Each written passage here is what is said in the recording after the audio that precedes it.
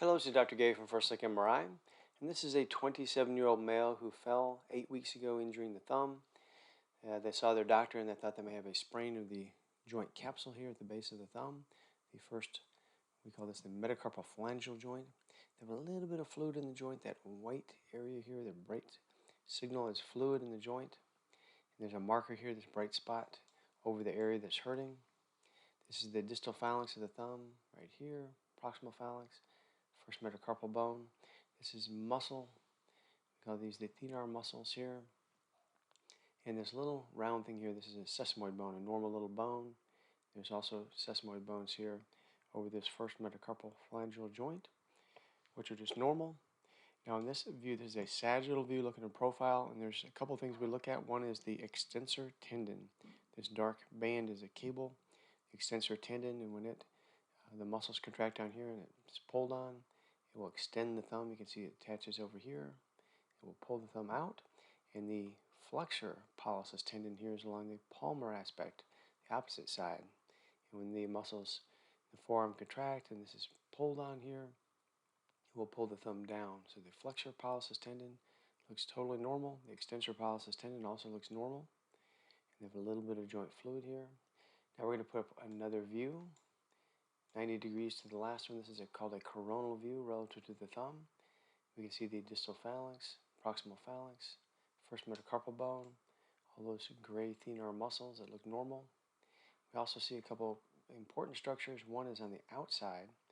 This is called the radiocollateral ligament, and it holds the thumb straight, helps hold the thumb straight, along with the ulnar collateral ligaments. These two ligaments hold the thumb nice position here. Now, if they have an injury that pushes the thumb towards them, it can tear this. Torque it this way, it will tear the radiocollateral ligament.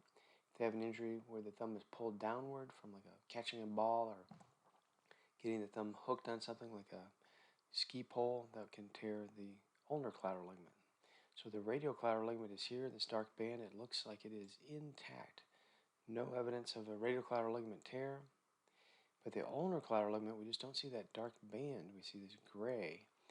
On this view, fluid and inflammation are bright, and the tendon or ligament is dark. So this is the radiocollateral ligament, which is dark. It's intact. And that little bright spot here, which is a normal finding, we're off the midline of the ligament. So it may catch your eye, but that's not a tear. Now on the ulnar side here, we see this gray glob. On this view here, we see this dark area. This is the ulnar collateral ligament, this little dark thing. But instead of going all the way across in a linear fashion, attaching from this bone to this bone, we just see it down here only. And right in this region is absent. So they have a torn ulnar collateral ligament. And so they will have to go to the hand surgeon and be evaluated. Sometimes these can heal on their own. And sometimes if they are folded upon themselves or trapped, they can't heal and they'll have to do surgery. So this is a tear of the ulnar collateral ligament, the UCL of the thumb. The radiocollateral ligament, again, is not torn. No evidence of a fracture. And thank you very much.